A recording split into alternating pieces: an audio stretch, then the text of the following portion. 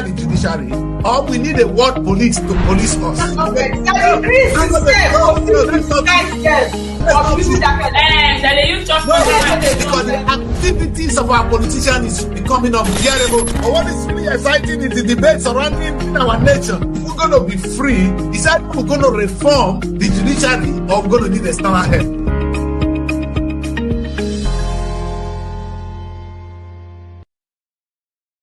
Hello, a very good morning to you all. My name is Daddy Kris, and this is the African Renaissance Television. I'm reaching you from London. It's an exciting morning, and I am trying to see all the betrayals, how things are happening, but I'm managing to be strong. Yes, today I just want to talk about something really, really exciting. We are in a great nation called Nigeria, and it is true that we have talent. Now, some of them might be ugly. Some might be things you don't want to hear. Maybe if you can be bad, then you can be good. If they are fake, then they are genuine. I remember, I think it's Pastor Adeboye that said that. He said, if they are fake pastors, then they must be genuine pastors. Because they are always two sides of everything. If there's good, there will be evil. Bad and good. Today, hopefully after I have been able to look at the characters, the ingredients of those, I want to pick only 3 politicians today. You are familiar with them. I'm going to look at their lives and see why they are successful. Now, I don't know whether I am justifying what they are or who they are, but they've been able to play a game to succeed. And the question I have for you is, as a young politician, as somebody watching leadership from afar, what is your take on this? No, it's one thing to say, oh, I don't want to be rich. I don't like the way they make their money. All right. Or I'm going to make the money and use it for good. That may be another way. But there will be different ways to approach this. I don't know about your take, man. And all I know is poor people have good excuses. You know, they don't want to be rich because they don't want to do that along that line. I remember when I said some kind of things, when I asked people, but why are you not doing it? He said that, Kris, you don't want to follow that path. I said, really, the path that dirty? All right. I agree. I think I can sympathize with all parts of the story. So today, I want us to look at our president, Bola Ahmed Tinubu. He is one interesting character that we cannot ignore. Not at this difficult time, not in the history of Nigeria. This guy, you know, he is really an amazing character for me. The question I ask is, I'm saying the man, Bola Ahmed Tinubu. Who is he? You know, and if you listen to the promo, I said something. I say, it's either we do some reforming or we need a world police. But with this guy, he is a genius. And whether we like it or not, he's going to win the next election. He's doing everything humanly possible. Do you know why I'm talking about this today? Over this week, last week, Tinubu shocked me. I think yesterday or 2 days ago. He shocked me with the appointment of Ifeanyi Okowa as the Renewed Hope coordinator for South-South. Meaning you divide Nigeria into 6 regions. Now, the man who was formerly accused of 1.3 trillion by the EFCC working on that Tinubu is now given that appointment. So that accusation is fake. It doesn't have anywhere to do. It's a lie. But that's not what I'm really interested in today. But at least that made me to say, who are these guys? What is it that, why would the president ever do that? You know, the last time I asked, you know, the first question I asked myself was, why did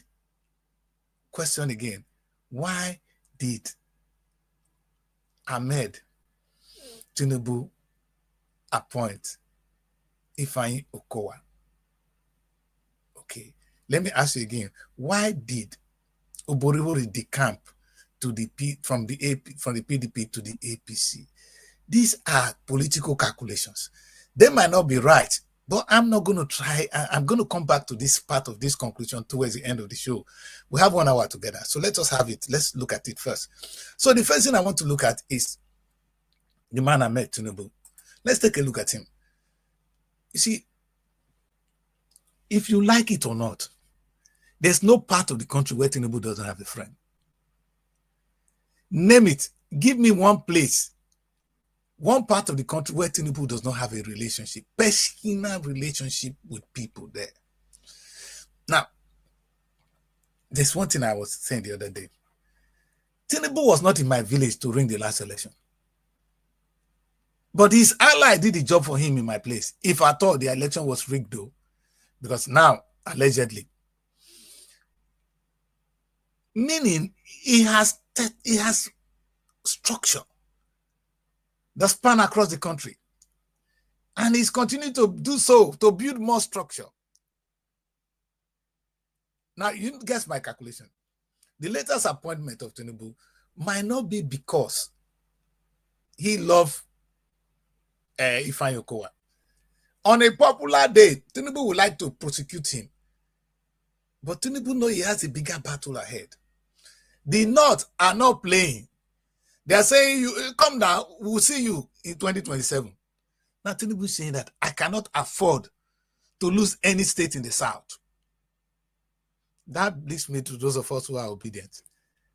Where is our position in this game? Are we dead? Or there's going to be a way out? Like I said at the beginning of the show, if you listen to the intro, if there's going to be somebody to remove Tinubu, it's going to be either Donald Trump or nobody.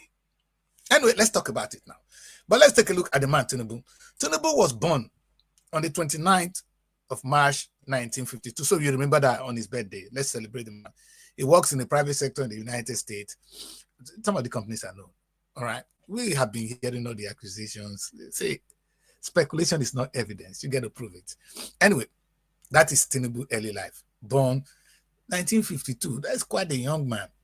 I was born in 1967. So it's not difference of, it's not even up to 10 years difference, because 52 is 8 and 3, about 11 years difference. So the man is not that old. All right, that's the man, Tinubu. Tabake, Ahe. You know, I remember during after the last election, I was with some of my staff. I were talking that Tinubu, he should be ready for 2027. Now that he has able to destroy us in 2023. The guy will ask me, say, "Are you joking? Somebody that is not in power, that was able to defeat beavers. Think what we do when it's not in power is what we are seeing now." I don't know whether to congratulate Tinubu or to cry. But all in all, the man is a political genius. And he did not come overnight. You see, this is the thing. Let me say this. This is not a miracle. Tinubu political success didn't come overnight. It was not something that just came and fell on him. Like you go to church and they pray for you. No. This man has built structures. Now, it might not be good for us as a people, but as a politician, he needed it and he got it and he won. Now, how he won might not be good. It might be dirty to many of us, but he won. Like I said, was Tinubu in your village during the last election? So who helped him to win the election in your village? All right, so we're going to come to that. But let's take a look at the man himself. He's interesting. Like I said, he's born in 1952. I don't want to look about his success. Let's look at this now. That's his date of birth. I said he was deeply, he was deeply in the pro-democratic movement. You know, during the time of Abacha, the man was in England running around, fighting. In fact, they are the Nadeko. So he claimed to be a Democrat. But how democratic he is now a test of time. But are we able to criticize the government under Tinubu's government? Goodluck was very liberal. I think I can say yes. Except when Tinubu now say enough is enough and he's now using some power to remove governor of a River State and all that. And now being tough on young people who would have been handled separately. Tinubu has never really been anti-democratic. except that he was going to win the election, and he will win the election, and he will try to win the election by all means. Good or bad, he's going to do it whether we like it or not. And that is the part I really want us. No, listen, guys, it's not about I'm thinking of the logic of it. I'm not looking for the right or wrong, but I'm looking at the strategy he is actually using to get there. That's my interest today. The man is a genius. Like I said, the foundation of his political empire started when he was governor of the most economically viable state. As governor of Lagos State, now what you have is money. Let me repeat that. There are 2 states you don't play with, actually 3. If we want to add 1 to it, 4 and maybe 5. They are the South state. Let me name one. One is Lagos State. You don't need to be there because it is very, very rich state with all the infrastructure, all the commercial activities taking place in Lagos. You can't get it wrong. So as a governor of Lagos State, you are rich, super rich, over rich. The next governor is the governor of Delta State, and you can see them playing in Nigeria.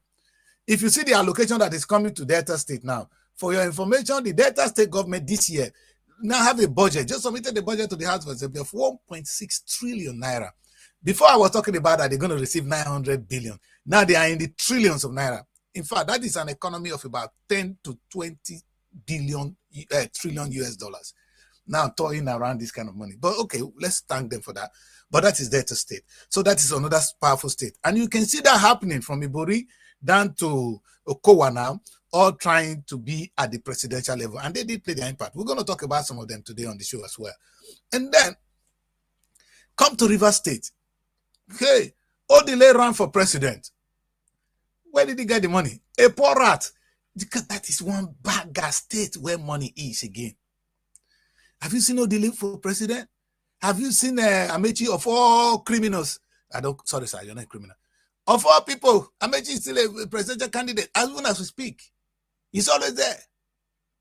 He's still a force, whether you like it or not. Amechi is somebody that will be called upon in the national politics. Don't forget, he was the former minister under Buhari. He helped to remove Goodluck Jonathan. Don't play with the River State. And of course, the most controversial, the most popular politician in Nigeria today is Wike. Like he said, everything Wike, good or bad, Wike is there. The question is why? Is Wike so important, really? Why is Wike that powerful? Because that state have money. M-O-N-E-Y, money. M-O-N-E-Y, money. That is what you have in River State. And when you are the governor of River State, hey, you talk and bullshit works. You cough and people move. And that's what we see. And they are all eyeing the office of the president because they can now find that money is coming from the office of the president. Let's go quickly. In fact, Akwa Ibom has been very weak. You understand? Other than this guy now who wants to be president, Senate president, who know he cannot be, who just decamp immediately. In fact, it was the first person to declare loyalty to the president, the current president, during the APC primaries. I watched it live and I was following it live as a journalist, and it's quite interesting. Like it or not, because he did that, he's now the president of the Senate. This is the game you have to play. Now, I'm not saying it is right or wrong, but can you see the game these guys are playing? Now, is politics meant to be so? I don't know. But is it supposed to be even a smooth game? I don't know. I'm saying this so that those of you who want to learn, it's either you want to sit at the fence and keep crying, or you're going to come up with a strategy that will counter them or be able to defeat them or join them and change the system. They get to be a way. In critical analysis, you don't just talk. I've been able to identify this issue. And the first question I ask myself is, how do I correct this? Is this thing necessarily bad? In America, you have to lobby too. Politics itself is about getting people on your side because there will be two conflicting views. And it's about now getting your views, getting those people to buy your own views. Is what you see even in the House of Commons. They have to seek coalition. Sometimes even when they don't get the normal vote, you see the Tory now for the first time merging, when I was alive, merging with the Liberal. Two different people that would never agree on a good day. But for the interest of getting to power, they did it. They did it. So I want to say this. Is that the way politics should go? The man we are talking about is Bola Ahmed Tinubu. You've impressed me today, sir. Now, I'm just trying to know him. I'm just trying to talk of some of the things he has done. You know, as a governor of Lagos State, you know what you get. Now, he implemented one of the, what I call, he's a tax guru. Maybe because he's an accountant. You know, this my background is accounting. And every state in the world give it to Nigeria. We don't have that really tax regime. Maybe because the government is not really in our doorstep.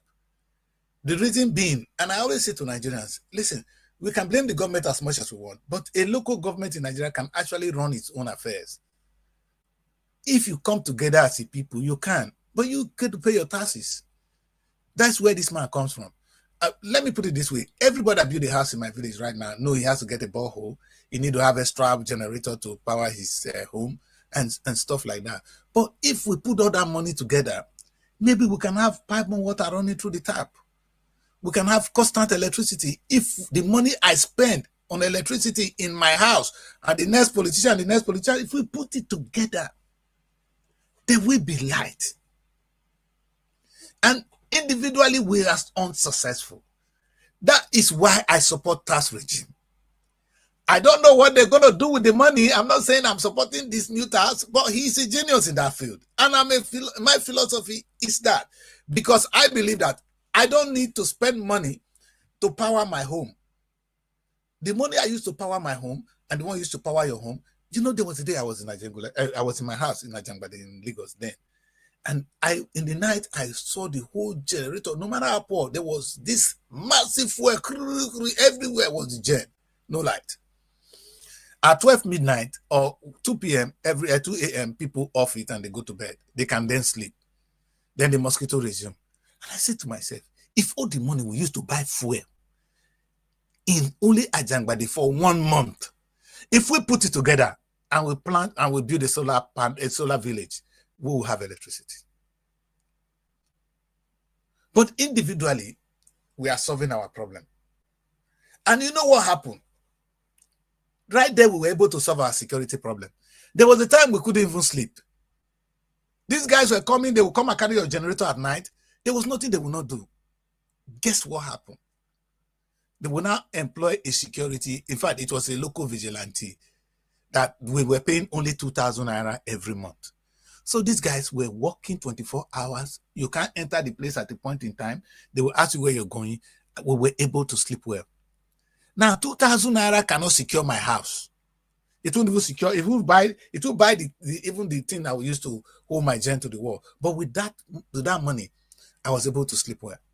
That is the power of community, which you can get if you put money together, which is the essence of paying tax. Tax is not money you give to the government to go and spend. It's money that is supposed to be put together for common good. The same way you pay tithe in church. We're not going to go to church today because pastors, when I do that now, they're going to get nervous. Anyway, that is another thing Tinubu did well in Lagos, and he was able to do that tax reform. But the most important thing is Tinubu built a political machine. Place loyalists in key positions. Just in case you get the missed news. When Tinubu was angry with Ambode, he was gone. This demon you see here. Whether he's a genius or a demon, it's up to you today. Last time we used to call Babangida, in those days, evil genius. Babangida was laughing. He said he liked the name, evil and genius. This is one other evil genius we have today, Ahmed Tinubu. Tinubu is the man that brought, see, that your former vice president who is so good. He became a vice president because of Tinubu. I'm talking of Yemi Osibanjo.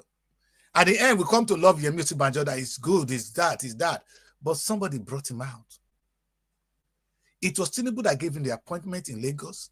And when they needed the vice presidential candidate and Buhari couldn't go for Muslim ticket, Tinubu brought him because he's a Christian to dilute the trouble that was going to come out. But Tinubu did it Muslim at the end of the day. But what is so good is this, that he was the upbringing of Tinubu.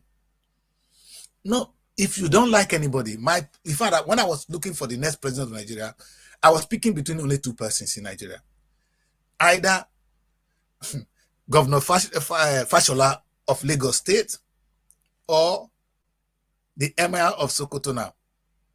Emir of Kano, sorry. Sanusi. I wanted Sanusi to be president.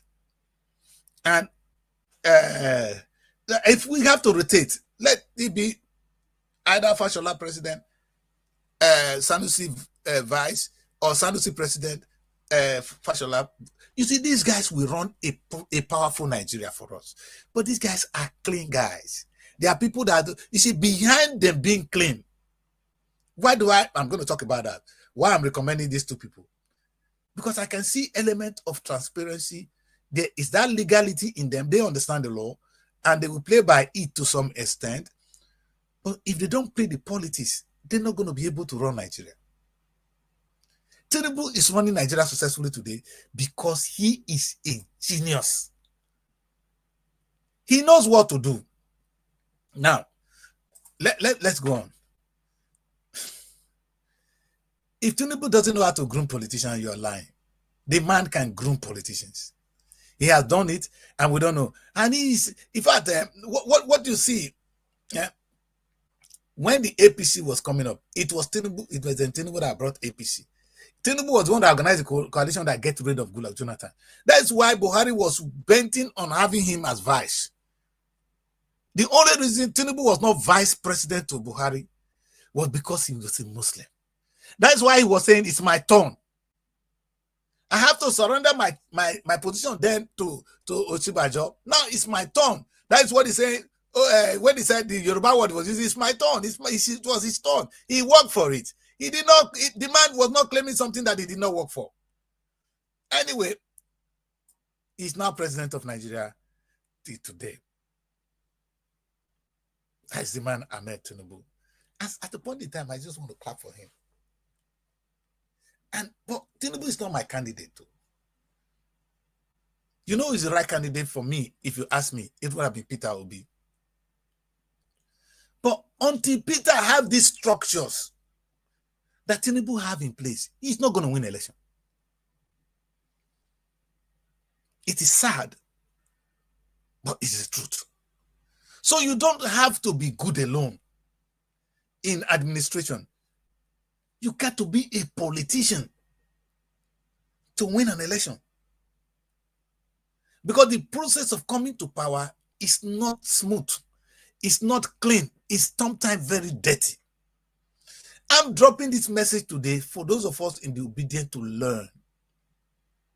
If we want to defeat this man, there's going to be more than that. I'm coming back to the conclusion of the show. But let me go to the next appointment, which is the most interesting thing today. Tinubu, of all people, this is what has shocked me. He made an announcement. This man, if you have watched my show, if he gets me Delta State, he's a cool guy. He should already order that I should be shot because I have fought him. God, I will say, Okowa this, Okowa, you remember me, and I've never been afraid, and I've been saying it, and I continue to say so. I believe he was a genius, but a criminal. He was so crookish, and he will remember me. Now he has a second chance. Don't worry, a time will come that these chances may not be there. But right now, these guys are genius. Now, what makes Okowa a genius?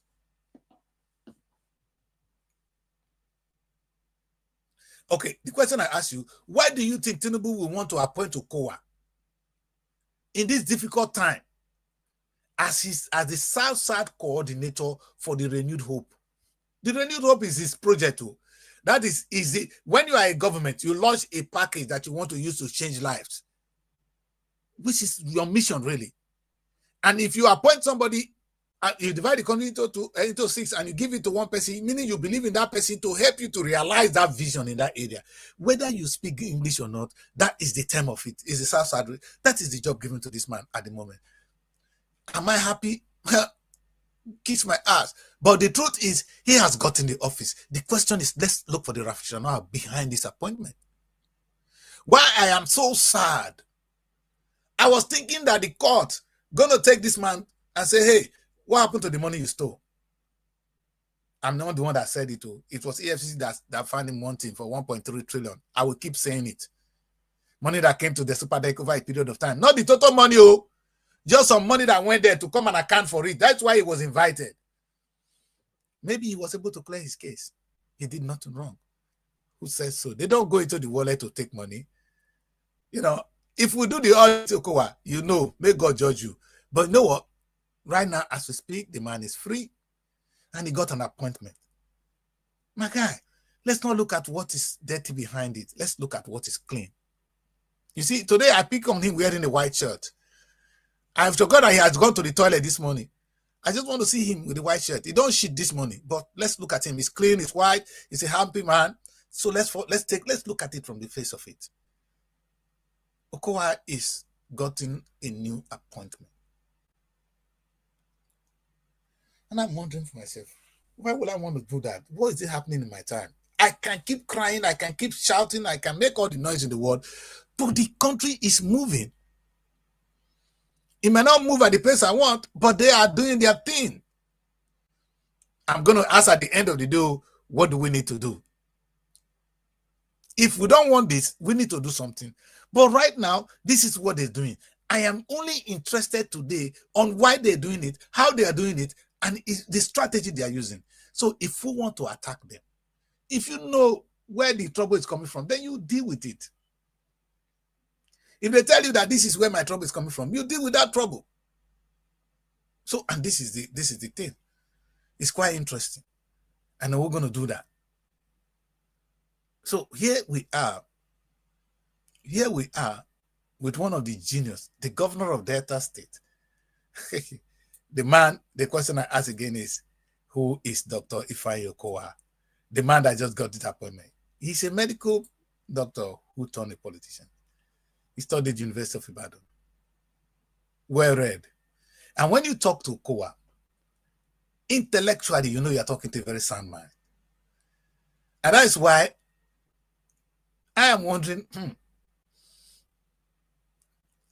let me say this, one another verse. Between Ibori,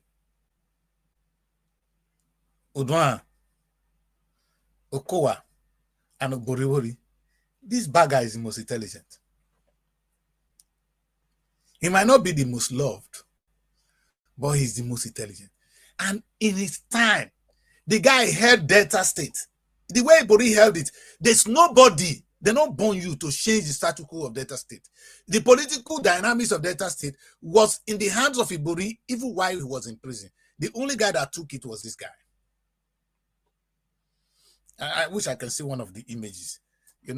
He played the politics so well that, in fact, that at the point in time that the Kris have to agree, Okowa, you won. You know what I mean? You won.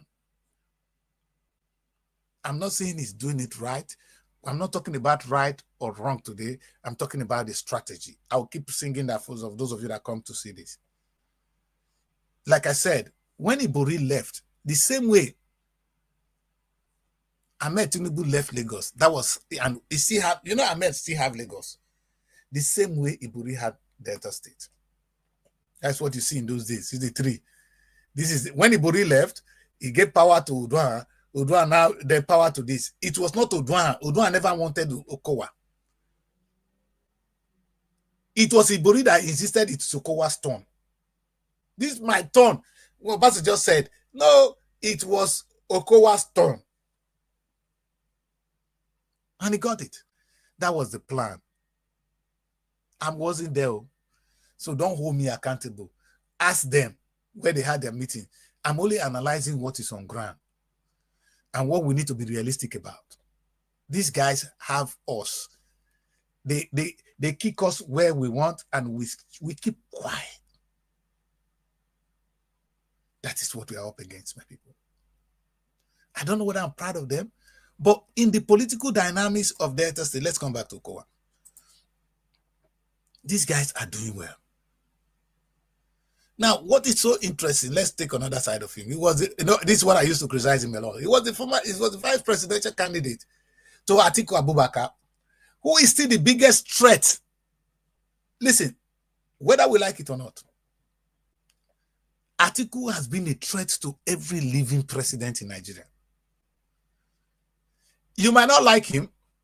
You might call him a serial contestant, this and that, but he's the biggest threat. He was a threat to Obasanjo. Had Atiku come at that time, he would have seated Obasanjo. Obasanjo have to beg him to let him do the second term. After which Obasanjo turned against him. That you can never be president. For anyway, I don't like Atiku. But Atiku will come again and again and again and again. He was a threat to Goodluck Jonathan. The biggest threat. We never even saw Buhari coming. It was the coalition that was able, it was this Tinubu coalition that was able to offset Goodluck Jonathan. Atiku remained a threat to even Buhari. You know the last election, it was Tinubu and then Atiku before our dear guy. You know what I've been saying, the obedient guys. I don't know why you guys are listening to me. These guys are, Atiku is a force. Now, let me put it back there. What do I need to do? I need to kill that structure completely. There's something that Tinubu did before the election. When he realized that there was a fight in PDP between Atiku and Wike, he sneaked behind, reinforced Wike, strong to fight Atiku, reinforced him seriously. And we know how this guy reinforced somebody to fight Ibori. This bagger here. We'll come to that another day. That will be in data politics. You give Ibori boy money, make sure he stand against Ibori. I beg you. You know what we're talking is political strategy. You may not like it. You might be enemies today. They're going to be friends tomorrow. I saw Ibori and this guy clapping hands, laughing, sharing teeth. Listen, they are not enemies. They're playing a game. It's just a game. It's up to you to play your own game. Well, what is interesting today is this guy. If I were Ahmed Tinubu, I'm going to tell Atiku, I got you on my palm. So you took weekend number one, and now that's not enough. You make sure you threaten Delta State to an extent that they are now in your palm. PDP is dead at the stage. I don't know whether they can ever come back. Because to tell me that PDP is going to win the election, that person will be joking. So who's going to win the next election? Who is going to fight it? I don't know. My guy, Atiku is dead if it is PDP. Though now they now come up with ADC. Now, Tinubu can understand where the trouble of the ADC is going. The North, whether you like it or not, they will vote for their brother. And again, I'm beginning to wonder if the obedient movement can actually defeat Atiku. Now, these are my concern. Atiku has so much structure, again, like Tinubu. He has the political structure. PDP was a strong political party. With Atiku whole not supporting him, only a few states in the South, he has gotten presidency. That is why Ahmed Tinubu will never. In fact, you see the first thing he did, he removed Edo State. And you know the new governor of Edo State said, I will resign if Tinubu lost my state. Kai. Meaning, you have Edo State now, Ahmed Tinubu. Why not? You got Lagos, you got Delta State before. You want to seal it. Put a nail on the coffin of Delta State. You have Ibori. You have, hey, I'm coming. There's no political genius like Ahmed Tinubu. You already got Ibori on your side. I'll share the images with you.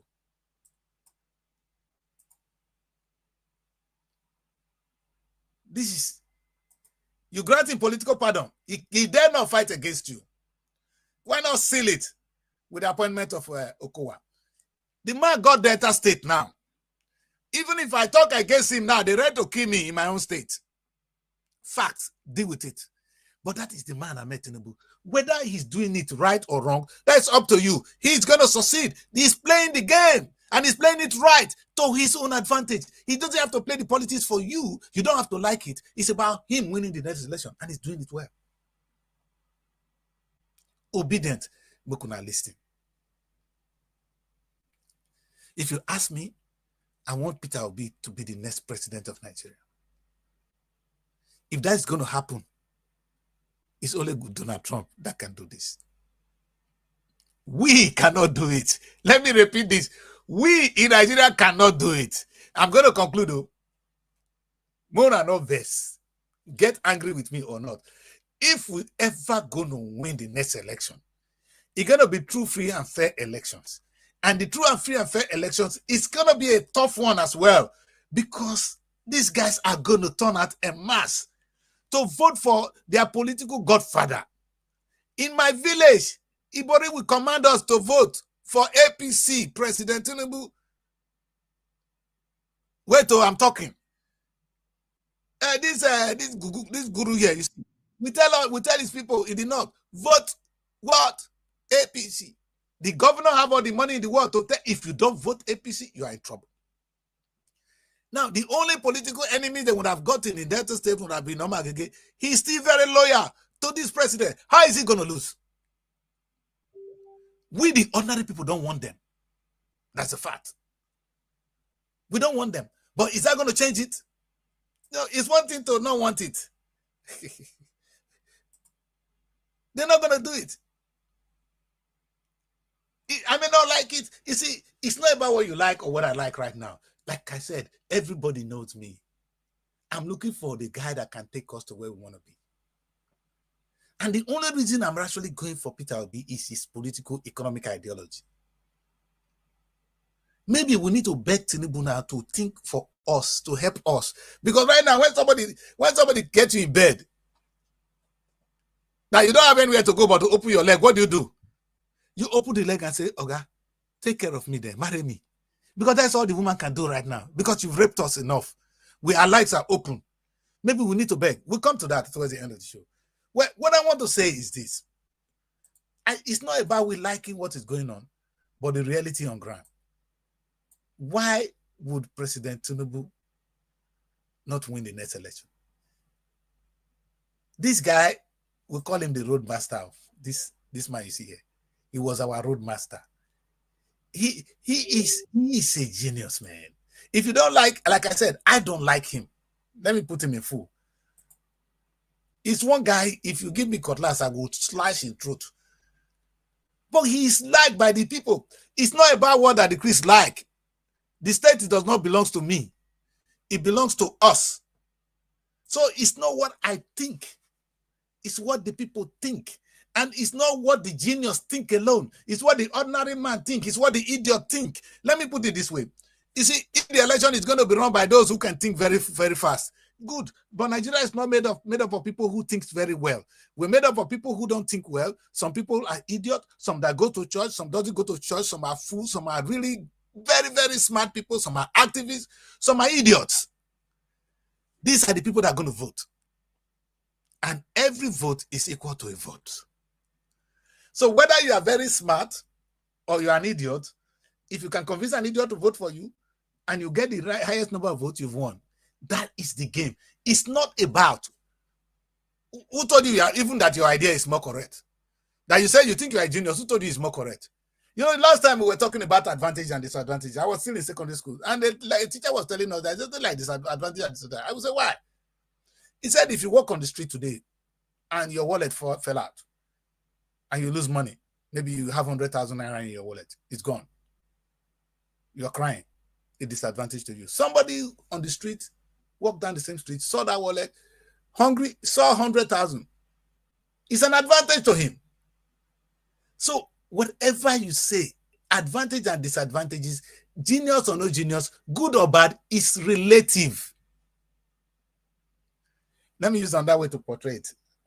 If you are a Christian, anything I say about Christianity, you will accept it. Oh, thank you so much. The guy that the Kris is saying down the good things about Christ. Relative to you. But to the Muslim, I'm an idiot. But when I talk about good about what the Islamic religion is, they are with me in that area. But to you, I am an idiot.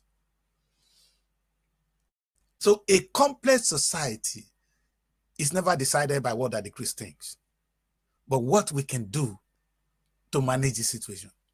Ahmed Tinubu has at the moment been able to maneuver the idiot, the good, the bad. You can't say it's only the idiots, because only the idiot will not win you an election. The idiot will be forced to follow. The last time we saw Okowa, the camp, women were saying anywhere Okowa go, we go.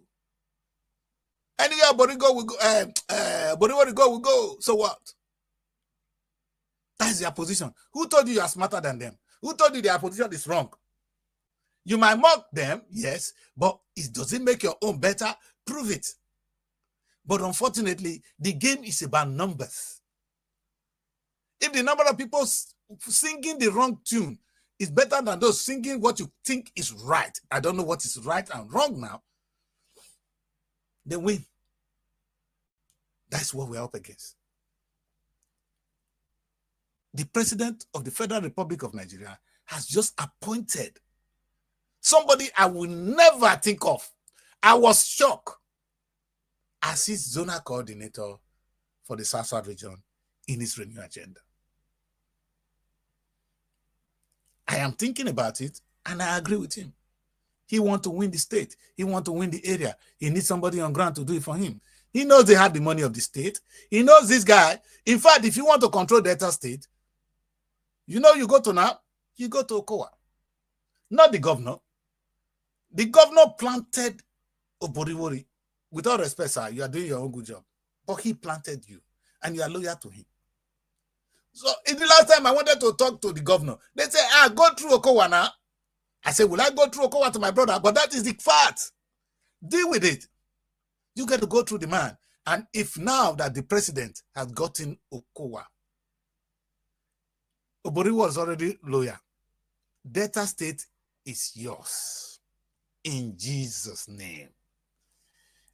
For church now, the Olaf now go say, amen. When pastor, they say, no, I say amen. Whether the thing right or wrong, I know they say amen. Some of the things you guys say amen to is rubbish. Like I always say, they tell you that you go, it's when you die that you go to heaven. Whereas heaven is here.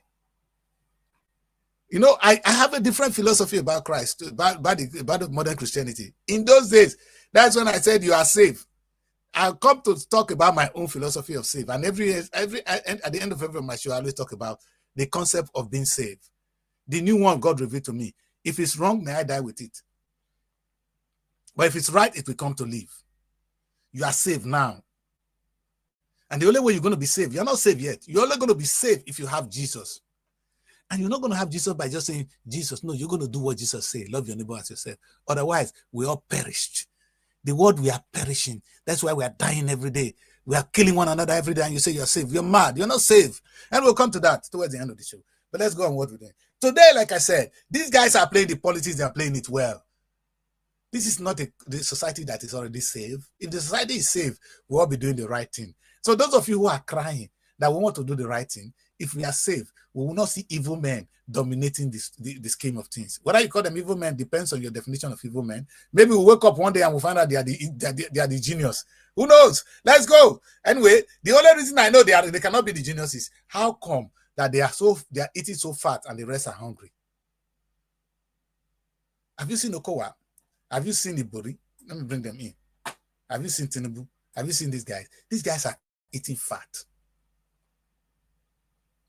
Me and you, we're going to fight about this issue now. You're going to come on social media and insult me. But they are eating fat. They are not hungry like you. Not like, you see how thin I am? They are not like me and you. They are doing well. Our situation is evil reigns supreme. But maybe we can beg them to turn around. That is what I'm thinking. If we want to do, we need to preach the right gospel to them. Not the gospel that when we die, we go to heaven. Let them know that earth here, they can help us to turn this place to heaven. That's pretty the end of the show. But anyway, let's keep going. I said the success of this guy in the middle of Okowa can be attributed to a combination of political strategy, governance focus, and what? And personal attribute. The guy is good. You know, listen. Let me explain this. When they say a man is good at what he does, it doesn't mean he's a good man. I might be a good presenter and still be a very evil person. I may come here and be able to present a very good show. As a presenter, I'm great. But personally, I may be an idiot. So when you talk about who find Dr. Ifeanyi Okowa as a personal genius, somebody who can get things done, he is good. Whether he's a good person, it's a different story. That's between him and his God. But we're not going to be able to judge that. It's God that is going to be able to judge that. But he has been able to excel in what he's doing because he's been able to strategize and get things done. At the end of the day, really, it's about getting things done. And they've done that. Let's take a look at the last person. Today we said we're going to take a look at them. This one is my brother, who is James Ibori. Now, today if I am going to be aligned evil, if I'm going to bend to the other side, then as an honorable man, I am weeping. Because the first person to actually start this kind that orchestrated this kind of movement was James Ibori. All this political strategy we are talking of now that we could see today in President Ahmed Tinubu was in Ibori. Ibori was the strongest man. Don't forget, Ahmed was an opposition. In the then PDP, Ibori was the genius. Okay, look at him. He was the man. In fact, during Obasanjo, Ibori was a strong, you cannot mess around. Ibori was controlling the affairs of Nigeria. And again, Ibori built structure. Ibori had the whole Delta State to himself, the way Lagos State was still with Oboriwori. Now, Okowa has taken part of it from Ibori now. So Ibori is now floating because of his conviction, of course. But go back then, Ibori was controlling the federal level. Ibori was not even like in the South. He was working in the North. He was making friends there. If there was going to be a first acceptable president in Nigeria, it would have been Ibori. That's why this late Yar'Adua said, he is my friend. It was a personal statement. That's what you will hear. I heard Kwakwasu said, Ahmed Tinubu is my friend. He's an opposition, but it's a personal relationship. I can tell you that the other person you're talking about now will tell you, oh, I speak to Ahmed Tinubu as my friend. Sanusi will tell you he has a personal relationship with Ahmed Tinubu. They may not agree, but on a personal relationship, they do. And perhaps if the next person we're going to project for president, I'm just trying to bring out this attribute in these guys and the way to play the politics that would work. We are coming from a different system. Is it a disseminated law enforcement system? I don't know how to call it. But our system is not as unique as the UK and America yet. Our democracy is evolving. And relationship is built. And this is where they're coming from. It's on personal basis. They don't build ideology. The ideology, if I ask you now, what does the APC stand for? You don't know. What does the ADC stand for? You don't know. What is the meaning of PDP? A People's Democratic Party. But what is the political ideology? Like I always say, if the Democrats win election, I know what to expect. If now that the Republicans are in power, I know what to expect. They're going to bomb you with speed, but they're going to look down on your taxes. They're going to bring your taxes down. They're going to build your economy better. The Democrats will spend more than them. It's the same thing we have here in the UK at the moment. We have the Democrats more or less in power here. So we're spending more. And the economy is going to wake a little bit. That's what I have observed. But what do you know about your politics in Nigeria? So Nigerian politics has not gotten to the idea yet. It's not built on a political ideology yet. It's on who you know. And if that is the system we are operating right now, we better live by it. And with time, maybe our children will change it. And the change is going to be gradual. We saw something happening with the obedient movement, which was a very big thing. That's why I was saying it was a wonderful time to be alive. Now I'm thinking, if we're going to graduate to that level, then we need to go in there and change the system. We can't change it from outside. Look at what Tinubu has just done. He has appointed this man. Tinubu is not going to do this one. Tinubu, they said the body was a criminal. The first thing he did was to give him pardon. So what are you going to do? Who said it's wrong? All right. Myself, I'm happy that he was granted pardon. Not because he's an honorable man alone. No, because I think he has some things to offer. But I don't even agree with Ibori always.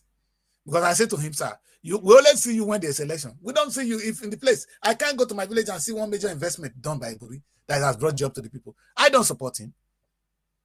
But do I want him to go down more? No. Is he a brother? Yes. So, and whether I like it or not, that sentiment is there. He's my brother. Whether I like it or not, as rational as I can try to be, he is my brother. Hey, am I ready to bring him so that you kill him? I would say no. Has he done the right thing always? No. Do I agree with him completely? No. He is my brother. And I think he has a lot to offer me, because while he was while he was in power, he was able to shake the system in my favor. Hello? He was able to shake the system in my favor. He was able to tell them, listen, you're taking oil from my people and you're giving us little. Give us more. I love that.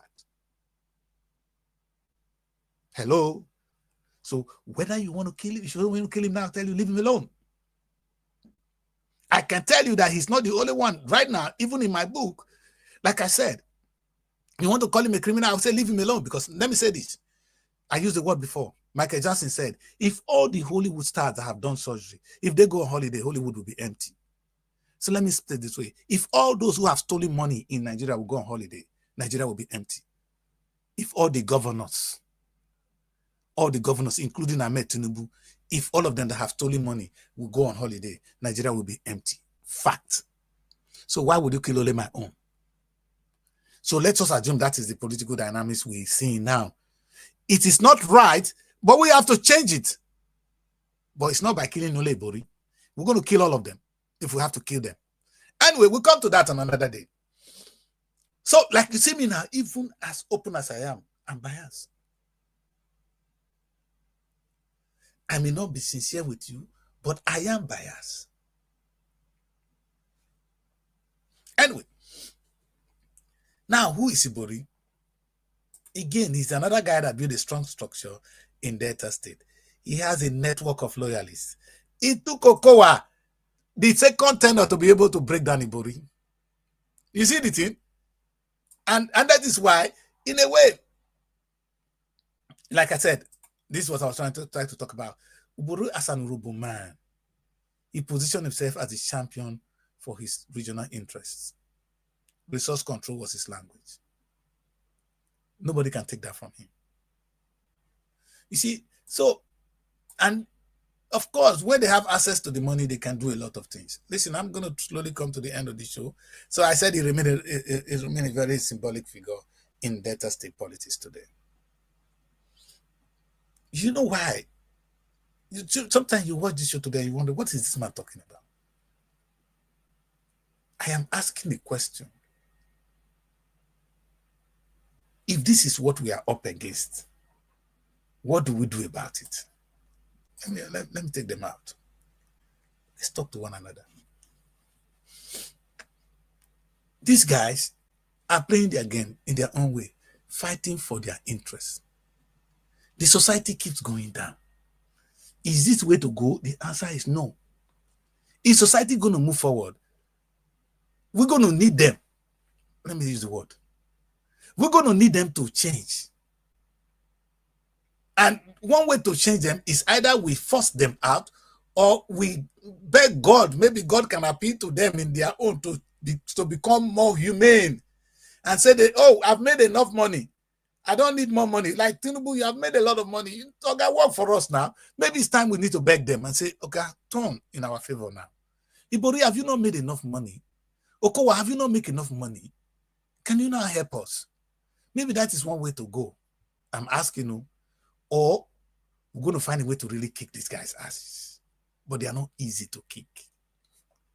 The last time we tried to kick them, they fight back. They fought back. The only solution is either we have somebody bigger than them to come and whip their asses. Talking of Donald Trump. For the only last time we have a political, the dynamic of Nigerian politics was shaking for the first time was when Donald Trump interfered. Trust me, Tinubu has been going on the ground trying to beg they should not come and kill him, they should not come and do that. He's in charge. You're not in charge. If we continue like this, we're going to fall. That's my fear. If it gets to the point where people can no more take it, it will resort to civil war. We don't want that. We just experienced what happened to Kano.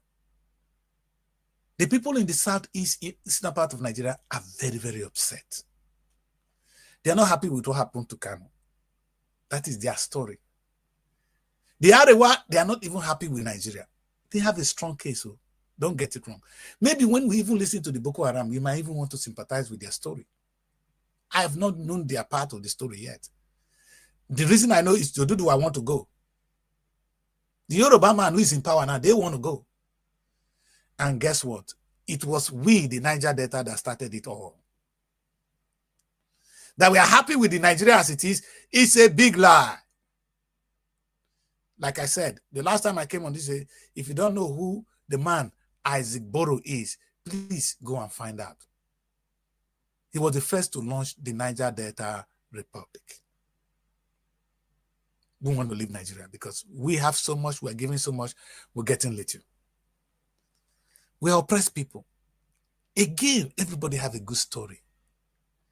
But when I look at it on this global stage, I said, no, we need the United States of Africa. What we're doing with a fragmented Nigeria, we don't need that. That's me. What we need is the United States of Africa with all this region being well represented.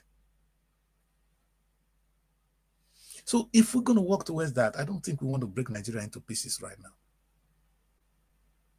Personally, I don't even know what to suggest.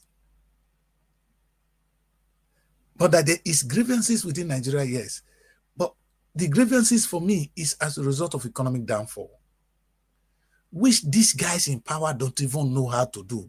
Instead of concentrating on that, they're concentrating on winning the next election, which is some of the things they need to do to remain in power. If Tinubu don't win the next election, he will no more be president.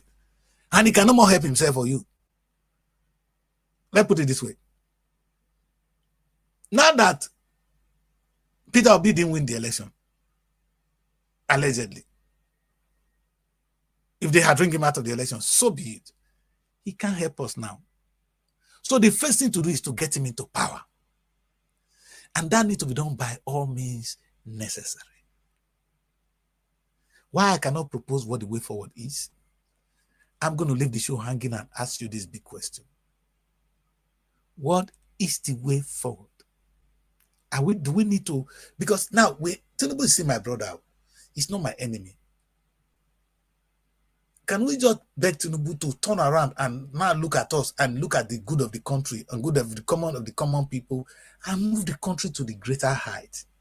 So that when we can carry the Nigerian passport, we'll be proud of it. We'll be able to talk at the international stage as human beings. That would be one way to go. I would very much love that. Or alternatively, we're able to come with this change, which is right there on the doorstep, because Nigeria is so blessed. The good thing, we have Peter Obi at the corner, who can actually help us to change this country for good.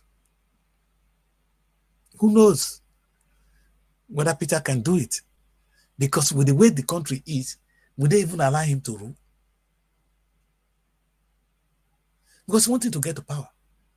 Though when you get to power, they know the money is with you. You begin to fight them. Then we're going to say, oh, he's a dictator. Because you need to beat them. You need to break them down. This structure is so strong that you need to break them even before you get to power and in power. Because if you have this House of Assembly, this current parliament, with the Akpabio and these people, and you come in as an opposition, you're going to really have a hard time dealing with them. So you're going to need time to break them down, to scare them so they come on your side. Maybe you're going to need the FCC to look at their past. And that you'll be doing, they'll say you are doing the evil thing. But you're trying to stick to power. It's a hard one. Why there's no clear yes or no, right or wrong? We know one thing. We want a better country. And that better country can be achieved if we now come together and do the right thing. That brings my faith to this again. Like I said, I always end with this. Christ did not come to die. That language that he was born to die, who not stop him? We killed him. That church you go to, and they tell you that Christ came so that he would die and die so that you have life abundantly, you are out of your mind. Jesus Christ came to preach the good news. That we need to be good to one another. And if we can just be good to one another, the world will be a better place. That is the heaven they are talking about. Let me explain that. This is a deep one. Imagine a world where you see me as your brother and the next person as your sister. Meaning you will not need to have gun to shoot. So there will be no police even, because I will not be doing evil, you will not be doing evil. We're good people. Now, it sounds like a cliche, but that is what Christ was saying. That you don't need these rules. The whole 10 commandments they're telling you of not to marry your brother, you don't need it. The only commandment is love your neighbor as yourself. And if we can do that today, there will be no war in Ukraine. The war in Palestine will no more be there. There will be no ammunition in Russia, no ammunition in America, no Iran, no Nigeria, no Boko Haram. There will be nothing, no North Korea. The whole money would have been used to provide solution to our health and how we can eat well as a people. Imagine where we will be today. If some people sat down and they were able to create electricity, which I'm using in the studio now. Imagine if all the energy is geared towards improving the mankind. Maybe we will be doing more on medicine, looking for how to cure every disease. Maybe we will no more be dying. And if there's need to die, we'll be dying at 1,000 years. Today, if you get to 40, you are alive. You can be on the streets and get stray bullets and be killed. We are not living in a world. This is not the world Christ came to change. This world we see now, where we see politicians doing this is not the world Jesus Christ came to change.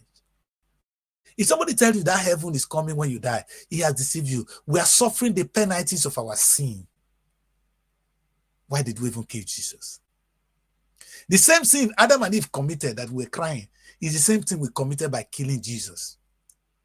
Now, for us to come out of it, we need to come out and be sincere with one another. This is the gospel of the new coming from Daddy Kris. The new gospel is we can achieve salvation. We can get heaven now if we just choose to love one another as ourselves, which is what Jesus Christ was saying.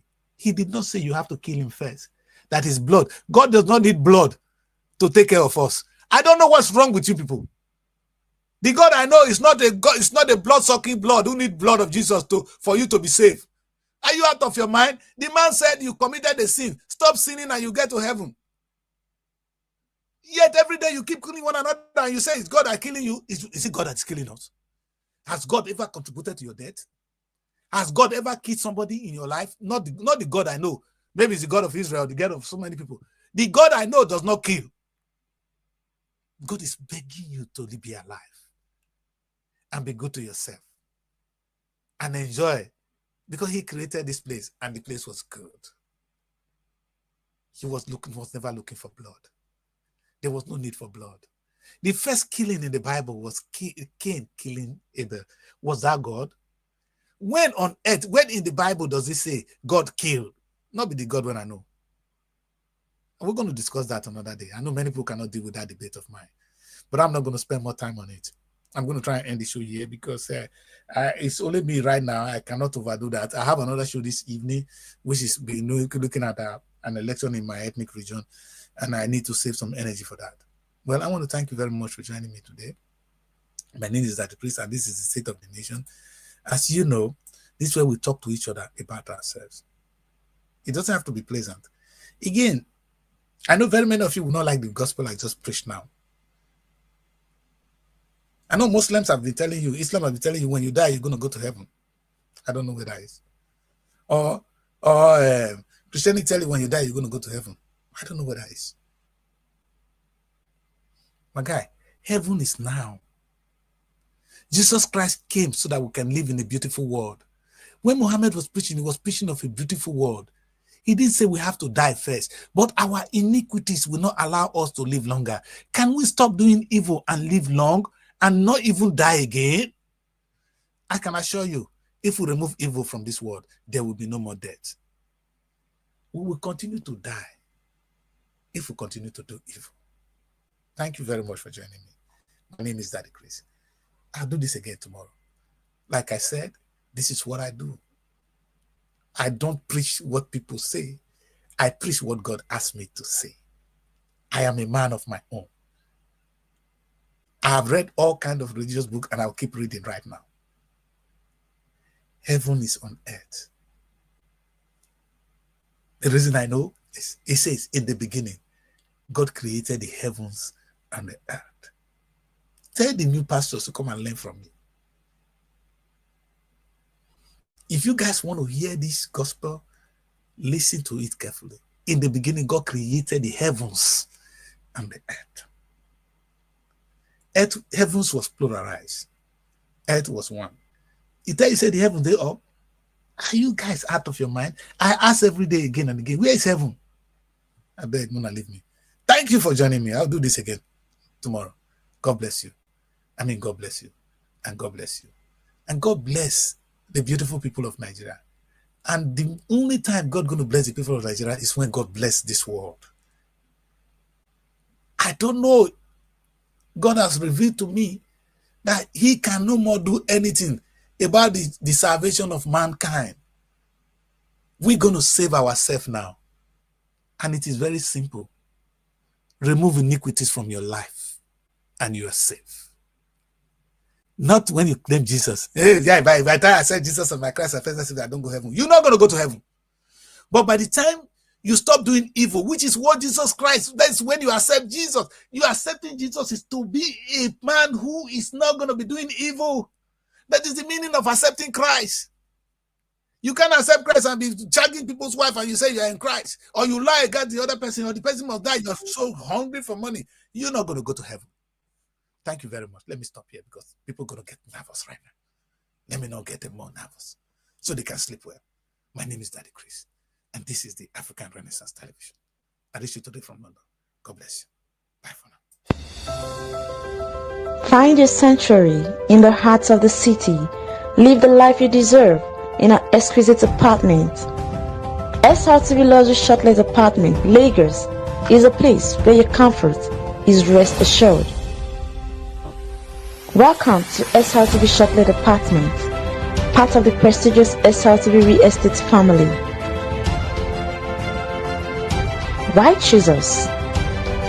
Prime location, nestled in the heart of Lagos, close to key attractions, business hubs, and vibrant nightlife. Modern interiors, fully furnished, stylish apartments designed to provide the ultimate comfort. Luxury redefined, vacation perfected. 24/7 security. Enjoy peace of mind with round-the-clock security and CCTV surveillance.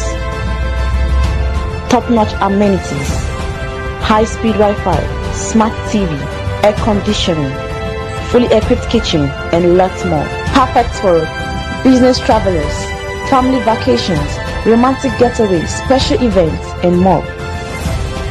Book your stay today and experience Lagos like never before.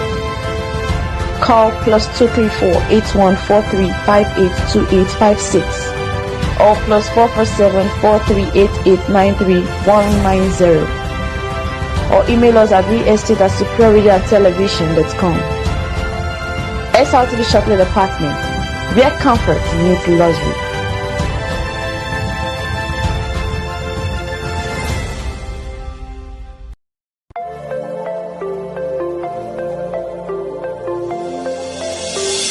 That is either we reform the judiciary, which is allow INEC to be under the judiciary, or we need a world police to police us.